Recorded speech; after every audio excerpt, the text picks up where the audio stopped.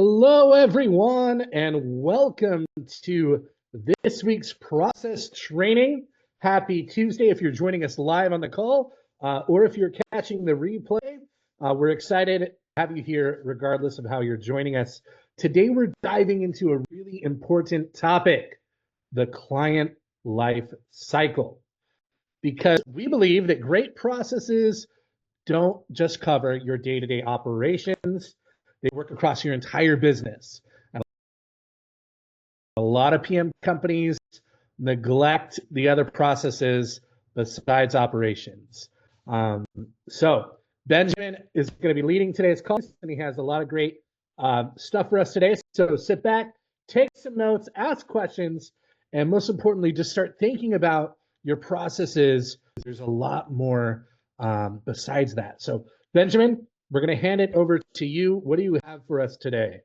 Let's do it. All right, guys. Well, as per usual, this is going to be more of a discussion than a presentation. I don't know about you, I find that conversations are really most conducive to walking away with ideas, right? Having something that is thought-provoking and that you actually do something about. So the goal for today's conversation, as Chris already mentioned, is thinking about the client lifecycle in your business. Now, the reason that we're talking about the client lifecycle is, number one, it's important. Number two, we were this in Black Sheep just recently and thinking about, wow, we have some holes in our client lifecycle, right? We need to more purposefully design some of our sales processes, some of our onboarding processes.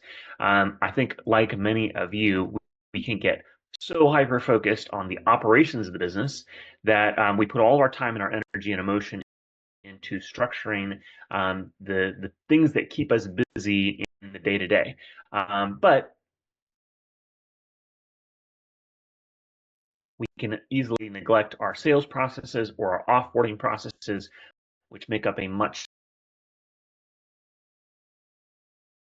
smaller piece of the equation. Similar to a property management company, the majority of our relationship with any one of our clients is during that operations phase of the relationship. Sales may take a month or two. Offboarding is usually a week or two.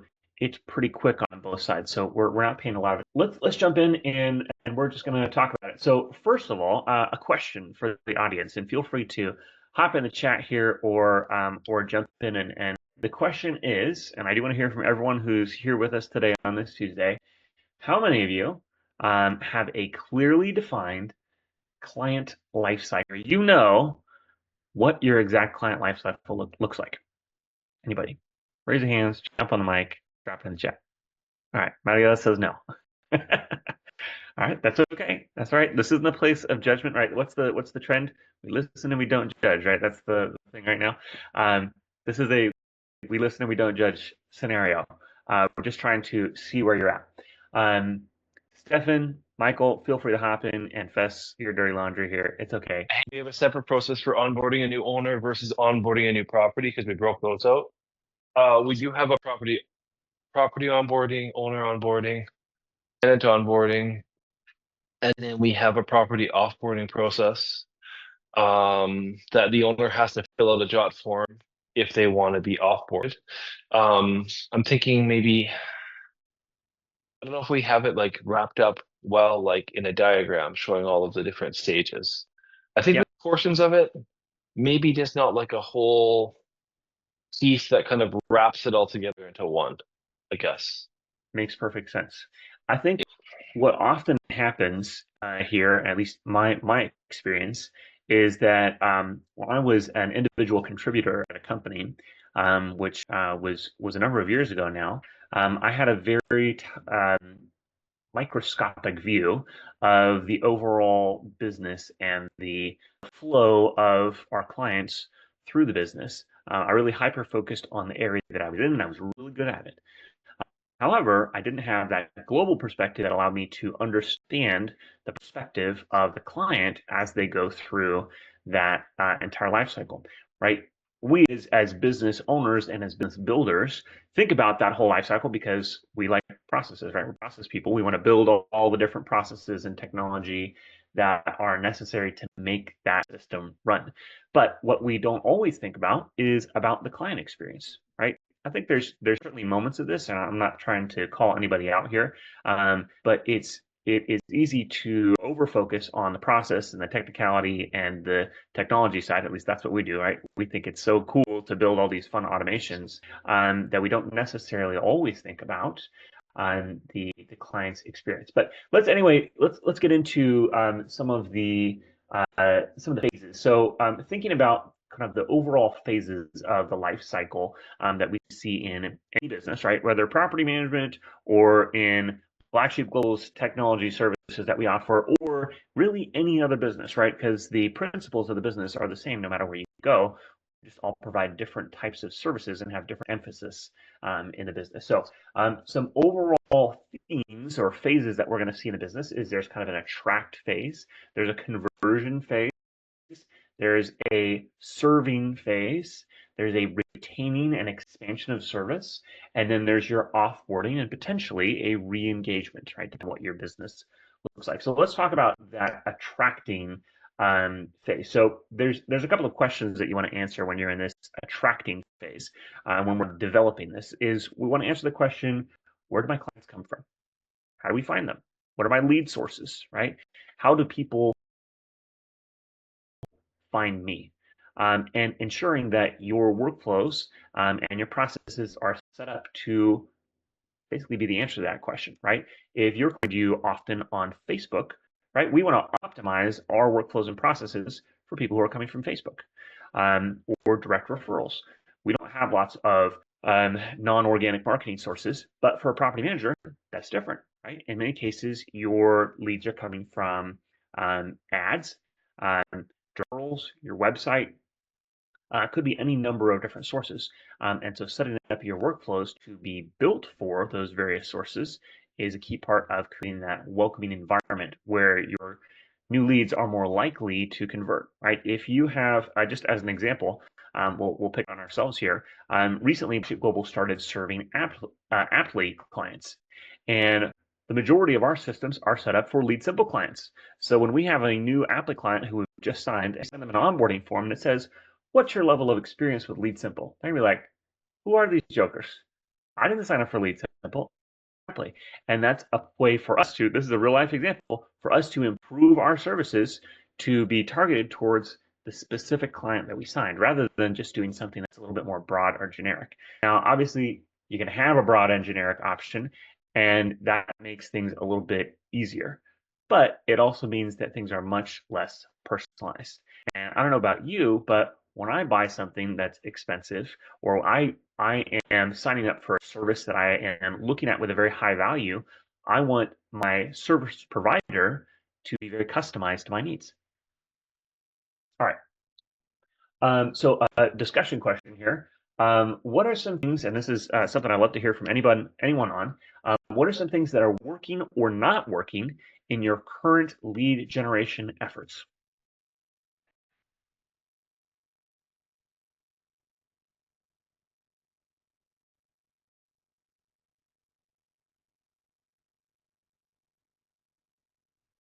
Relying entirely on the systems or applications, or relying entirely on the source. Like if we do an ad campaign for Facebook, like relying entirely on Meta, or relying entirely on Tenor, like thinking that those applications or softwares are going to do all of the work. Like those are the things that aren't working. We're not having leads. It's because then on Turner it's not working. I think that's where we're at right now. Got it. And what I'm hearing there, Maria, and correct me if this is wrong, is it sounds like the software itself you have, but maybe it hasn't been implemented to the degree that actually is netting you any benefit. Exactly. Yes. Yeah. A perfect example of having the resources but not having the implementation. It's definitely not going to net you any gain. Anyone else? And again, just repeating the question, what's something that is working or not working in your lead generation efforts? I'm guessing for all the businesses represented on this call, we all would like to grow, right? Yes? Everyone? Yeah. I think that's a pretty safe assumption. Everyone would like to expand their business offering. Well, feel free to drop something in the chat here, or when this is posted later, add in your answer to the question on Facebook or on YouTube. Let's move on. Thinking about a next phase here, we're moving into kind of the converting leads into clients, right? So we've got our attraction down, and in Mariela's example just a moment ago, talking about tenant turnover, right? That's a question of tenant leads. For property management, you obviously have leads from two sources, and not just two sources, rather two need to create, and they can come from many different sources, right? You have owner leads and you have tenant leads, and they can come from lots of different places. So there's much to consider as you develop that. Similarly, as you're considering the conversion of said leads, you still need to think about where are they coming from. Are there any assumptions that they have on the basis of where they have found you? As an example of that, let's just use Facebook as an example. Some people get leads for tenants from Facebook. Now, I've observed this as I've looked at different houses to rent. You have the listings that are, lovely pictures and they look super touched up, and it's like, okay, well, this looks like it's a pro, but there's no watermarks on the photos. So I'm like, well, is it actually a pro, or did someone throw this into an AI and make the pictures look really cool? Am I actually dealing with a professional property manager here? Or is this someone who's going to scam me, right? So thinking about the experience of the person who is looking at your product that's available, we want to ensure that we are making a safe place that is a place that can trust you. So again, thinking about their overall experience, I would be curious to hear a question here, and thinking about tenants specifically, not owners yet, but what is a challenge that you have experienced in getting tenants to commit to being interested in a property and signing a lease?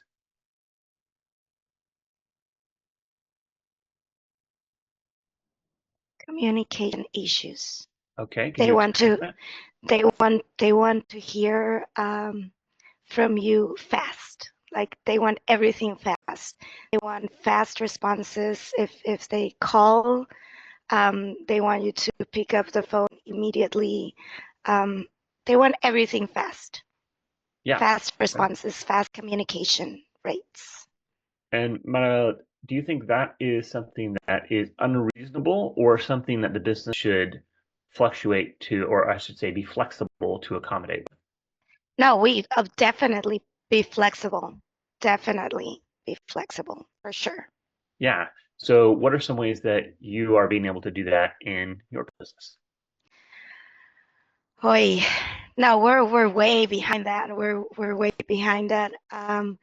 Recently, I've been exploring Supper or Super Lindsay's company. Yes. It sounds very cool because it's very human. It's not like you're talking precisely with AI. It doesn't sound that detached.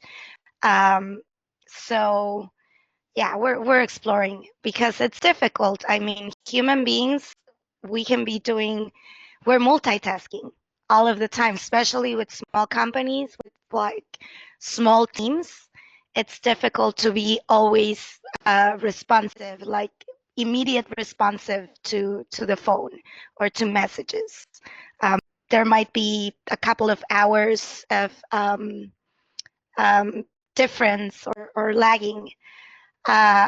I think that having a very good service levels agreements would be amazing, but not all companies have them. I know we don't. So having SLAs in place should help.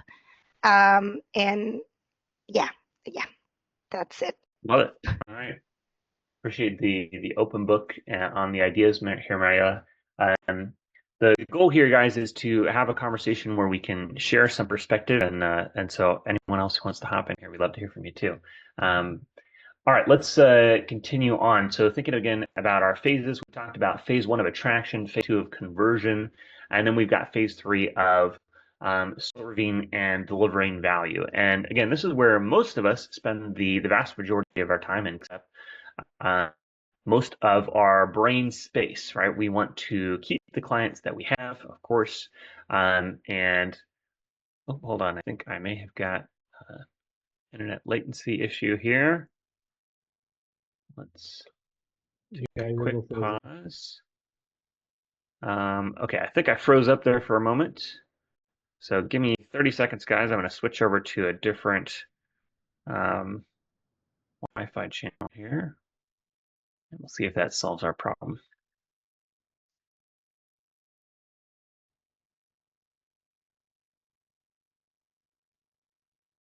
All right, checking back in. How are we doing? Audio good? Sweet. Good. All right, thanks, y'all. Sorry about that. Okay, so as I was mentioning a moment ago, we're in that phase 3, serving and delivering value. So a question here, and I'd love to pick on Jonathan and Michael. Thanks for being here, guys. If you're willing to either jump into the chat or turn on your mics here. And a question for you is, I'd be very curious to hear the answer to what's one of the things that you do in your business that's specific to you or unique to your company that you have as a policy, procedure, or company value that helps you provide an amazing client experience every time.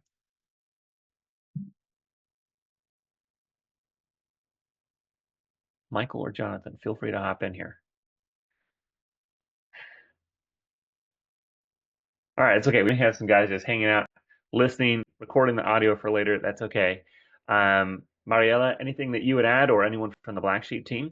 I'd be curious to hear from you guys too. Can you repeat the question? Sure. Repeating the question, what is one thing that you do that is unique to your personal approach or to your company that is purposeful in creating a great client experience? And Michael, no worries, buddy. Glad to have you here.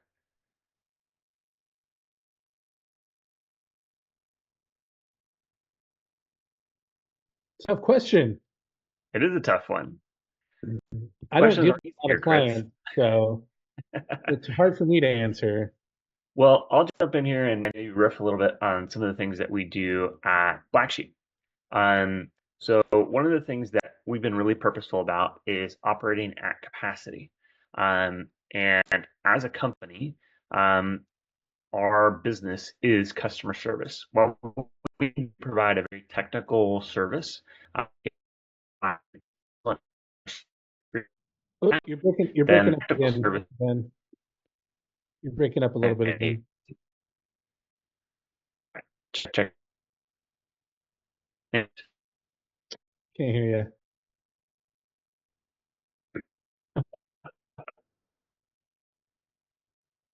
Not quite sure. No.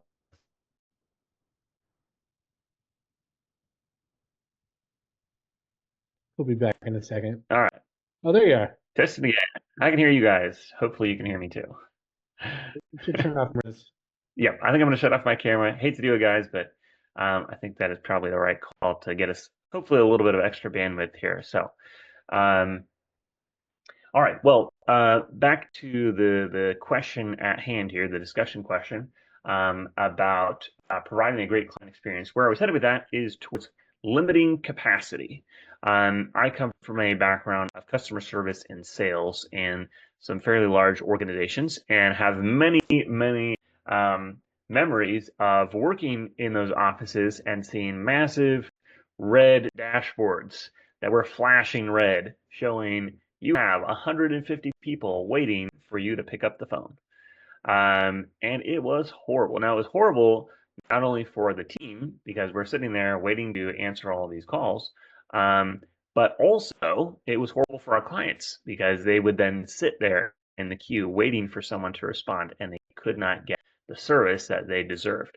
So one of the things that we have committed to at Black Sheep is that we operate at capacity. We do not go over capacity. Now, the reality is, because that we want to operate at capacity, sometimes we do go a little over. We have to be careful to guard that and protect the capacity of our team. We're actually at a little bit of an overcapacity point right now. So we're trying to scale things back a little bit and make sure that all of our clients are getting the attention that they deserve, and that our team is getting the time that they deserve for all their valuable contributions to actually. So that's an example of a way that we have been very purposeful about trying to create a great client experience. And I think creating great client experiences goes along with creating great team experiences. It's not a one or the other. Both can be served by the same purpose. All right. Well, let's flip the script a little bit here and change the question and ask, where do your clients tend to get stuck or frustrated in your processes or in your service? And I bet that everyone's got something that you can add in here. But anyone want to hop in and tell us about a sticking point in your client lifecycle? In our case, they get confused about who they should be speaking with regarding certain issues. Since we've got we're just streamlining our processes.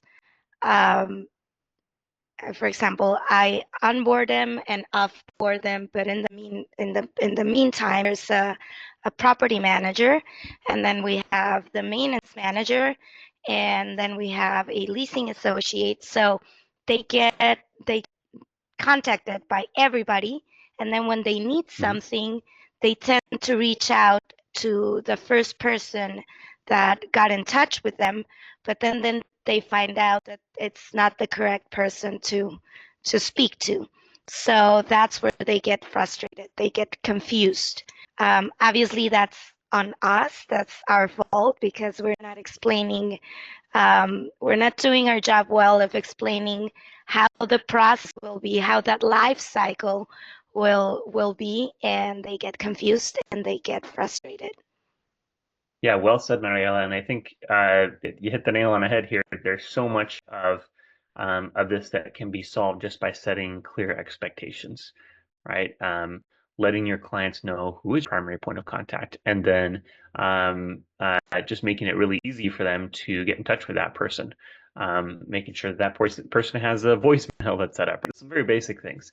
Making sure that they get alerts on their phone when they have people who are trying to get in touch with them.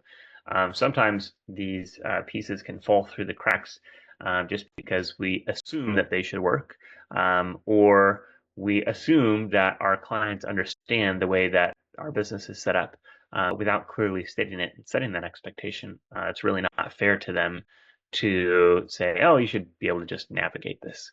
At my presentation about a week ago at the systems conference in Las Vegas, we talked about this idea of, let's see, kind of the professional solutions counseling methodology, where we are, as a counselor, right, as someone who is assisting our caller on the end of the line, on the other end of the line, that is, we want to be on their side of the table, right? Not the person who is on the opposite side of the table, the person they're having to fight to get to the solution they want. Rather, we want to be on their side of the table, where we can be on their wavelength and working for the outcome that they need. And I think that's a very relevant idea here. And setting clear expectations so that they understand what that looks like allows you to get on their side of the table a lot faster and a lot easier than being kind of the person they have to beat down to get the solution that they want to get. All right, let's move on. So we've got two more phases here. We'll go quick. Phase number 4, we've got kind of the retaining and expansion of relationship and service. And then our final phase would be offboarding and re-engagement. So in phase 4, thinking about retaining relationships and expanding relationships, a question for discussion here is, do you have a systematic way for checking in with your existing clients? And if you do, can you tell us about it? And if you don't, what would be some things that you would want or that system to include? If you can design an ideal way to stay in touch with your clients, what would that look like?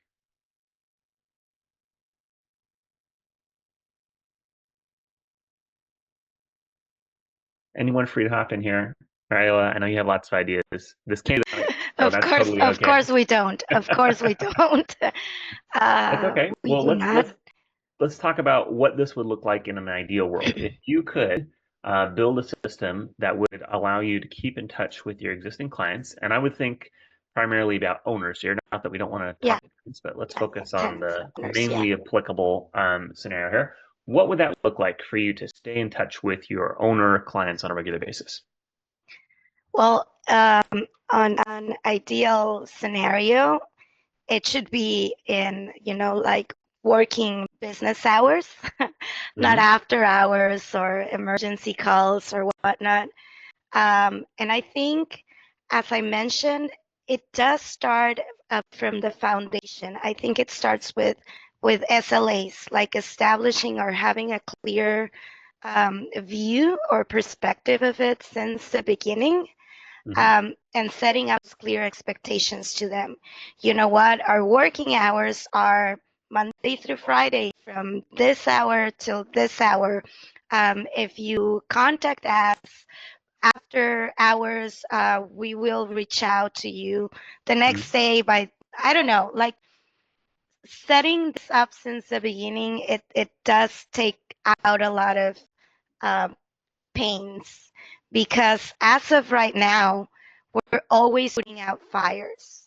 That's like, whenever people ask me what I do, I say I'm a firefighter. I'm just putting out fires all of the time, answering calls after hours for things that shouldn't be, like it's, unless there's like a previous agreement with that specific client, because each stakeholder, in this case, each client, has different communication needs. And that's another thing. It should be organic enough to understand that each client has different preferences and needs. Some of them love to talk on the phone.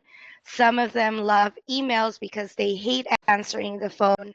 Some of them prefer text messages, and some of them rather not be contacted at all, not even by email, which are the most difficult ones. But yeah, I think that as a company, setting the expectations, as you said before, taking in, into account your team. Like, I think that the most important and valuable asset a company is their human resources, because all of the systems and all of the processes will not work if the people behind them are not happy. It shows like vigorously to people outside your organization. One might think it doesn't like show, but it does.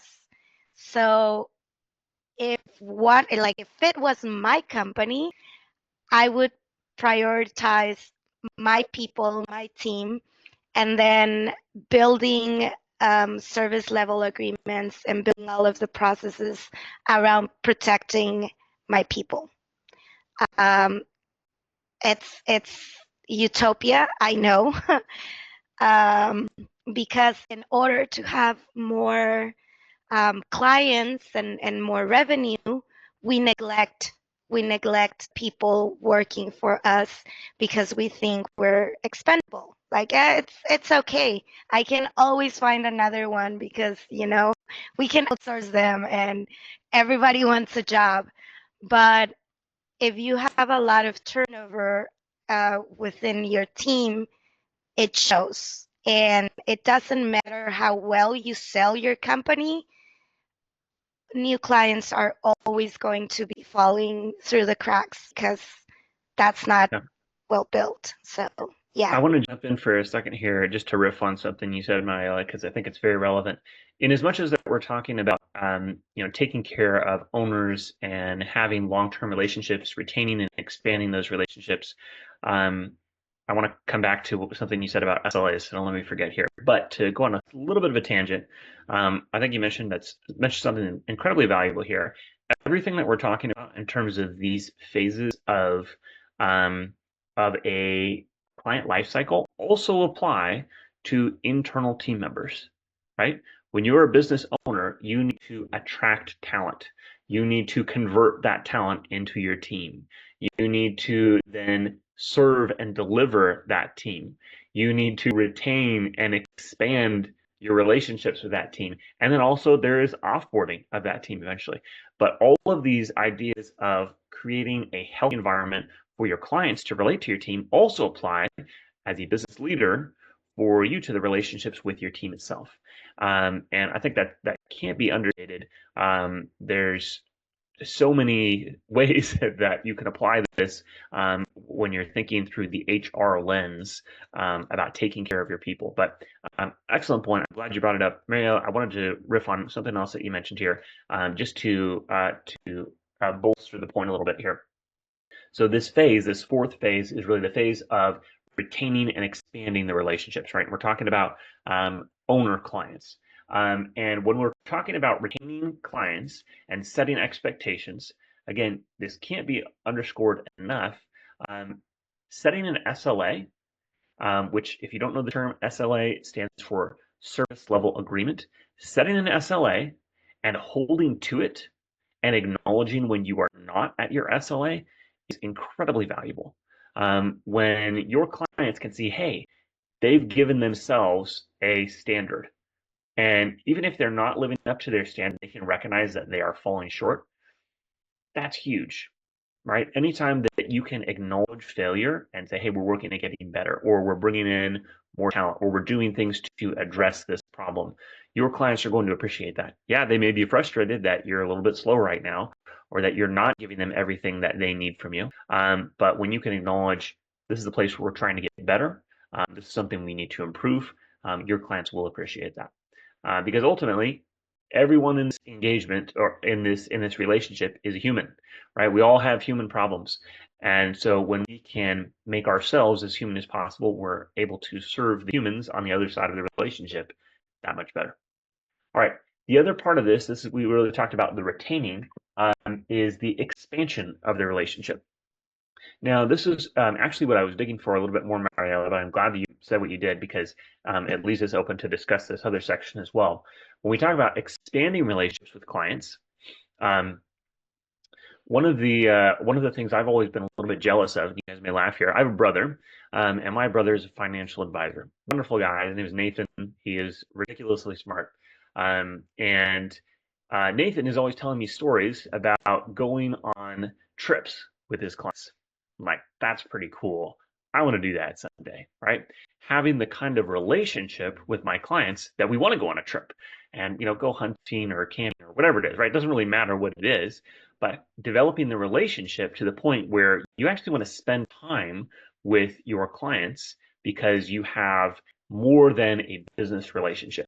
There's actually friendship, right? And I think that the idea of getting systematic about developing friendships may sound a little bit weird, but I think it's something that is actually admirable and something that we should reach for, right? It is something that you can be systematic about. You can develop relationships purposefully. They don't always have to be quote unquote organic, right? I would hazard a guess if I talk to anyone individually on this call, and I'm not going to ask you to spill your guts here right now, but if I asked anyone individually on this call about a relationship with a significant other in your life, that you were intentional about pursuing that relationship. It wasn't something that just happened. You met that person, you thought, I think I want to get to know them better. And then you went out of your way to text them or email them or talk to them or whatever it was, but there was intentionality that was behind it. Now, obviously, that's not necessarily I'm sharing a little bit of my morality here. Not something you want to do with everybody, right? That is a singular kind of relationship. But when we're talking about clients, you can still develop relationships in the same purposeful, systematic kind of way. I think that's what I want to encourage you towards here. Thinking about expanding your relationship with your clients in a purposeful way. As an example, again, we'll just use Black Sheep put us on the chopping block here. One of the things that we are working at getting better at is staying in touch with clients after we have finished our engagements. This is something we want to get better at. We tend to have a really awesome, close relationship with our clients while they're working with us, and we love that. And we love giving a lot of value and having a lot of exchange. But when those implementation relationships end, we don't do a great job at staying in touch with our clients, who usually are big fans of ours, and it's really foolish of us to not maintain those relationships. And we still love seeing those people when we bump into them at conferences, but there's not as much maintenance there as there should be. So thinking about expanding relationships and maintaining relationships is a key part of not only keeping your business healthy in the short term, in the operations phase of your relationship, but also in the long term, turn your clients into super fans, right? Into friendships, right? Into more than just you give me money and I provide you a service. All right, let's move on to the last section here. I know I've been a little bit long-winded. The fifth phase would be offboarding and re-engagement. Now, offboarding, right? Whenever we think about offboarding, it's like, oh, okay, chop off the head, the relationship is over, we're done, right? And usually we want it to be as pain-free and quick as possible. And I think those are admirable things, right? We just want to offboard and have the relationship come to an end. Particularly when it's ending in a poor way, right? And that is completely understandable. However, that's not the only way that relationships end, right? Relationships with a client can end in a number of different ways. You can have a client who is no longer under your services because they sold a property. That doesn't mean they're never going to buy another property. It doesn't mean that they can't be a referral source for you. It doesn't mean that they may need to, it doesn't mean they may never purchase another property in the area. So there's still lots of opportunity to foster that relationship and be intentional about taking care of that person, right? Not just the transaction. It's not just about the money going into the bank account, but actually taking care of the individuals who are on the other end of the line. And that can lead to re-engagement, right? If you maintain that relationship, that is where you get your long-term re-engagements and re-signing up for different services. All right. Well, a closing question here would be this. I would like for each person on the call to think about, and you don't need to share this, but I would encourage you to write it down. What phase of your client lifecycle needs the most attention right now? Right? So think about this specifically in your business, in your day-to-day. Where is the gap in your client lifecycle? Where do things most often fall through the cracks? Where is there friction in the relationship? And I'm sure that you know a place, if you think about it, in your business where you've got that friction. And then the follow-up question on this is, what is one action you can take this week to actually address that problem? Again, you don't need to share this, but I do want to encourage you to be purposeful about considering this and then actually taking action on it. For me, I'll just share one of the things that I'm doing this week to address our client lifecycle is a review of our onboarding process. And I mentioned earlier the example of Lead Simple versus Aptly. We're going to be making some revisions to our onboarding process to accommodate Aptly clients in a better and more clean way that's actually customized to them versus just being Lead Simple focused. So that is my commitment for this week, and I want to encourage you to make a commitment to yourself as far as the changes that you're going to make. That's it for today, guys. Appreciate y'all being here.